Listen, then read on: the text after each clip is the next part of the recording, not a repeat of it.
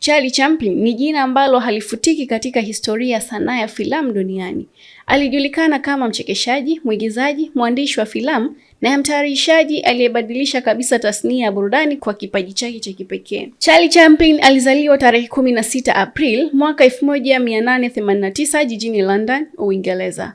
Utoto wake haukuwa rahisi, kwani alikulia katika familia maskini na alipitia changamoto nyingi, ikiwa ni pamoja na kukosa malezi thabiti ya wazazi wake. Licha ya hali hiyo, aligundua kipaji chake cha kuigiza akiwa mdogo na kuanza kushiriki katika vikundi vya maigizo. Charlie Chaplin alianza kupata umaarufu alipohamia Marekani na kuanza kufanya kazi katika studio za filamu mwanzoni mwa karne ya 20.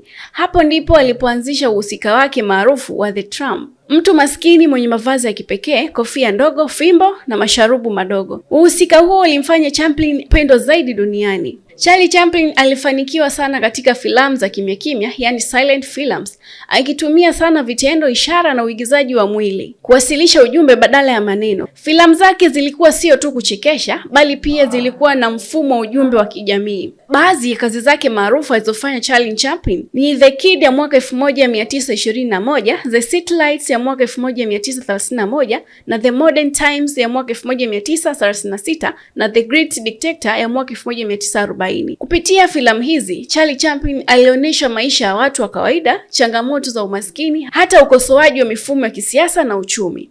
Mbali na burudani, Charlie Chaplin alitumia sanaa yake kuelimisha na kuhamasisha jamii. Filamu yake ya The Great Dictator ilikosoa sana wazazi na utawala wa kidikteta na kuwa sauti ya haki na uhuru. Hii ilionyesha kuwa sanaa inaweza kuwa chombo cha mabadiliko ya kijamii. Katika maisha yake, Charlie Chaplin alikumbana na changamoto mbalimbali, ikiwa ni pamoja na migogoro ya kisiasa na kuondoka Marekani. Hata hivyo, aliendelea kuheshimiwa kama mmoja wa wasanii wakubwa duniani. Baada ya muda mfupi, dunia na tasnia ya filamu ilipatwa na pigo kubwa baada ya kupokea taarifa ya kifo cha Charlie Chaplin mnamo Disemba 25 mwaka 1977 nchini Uswisi, lakini mchango wake katika sanaa na filamu bado unaishi hadi leo.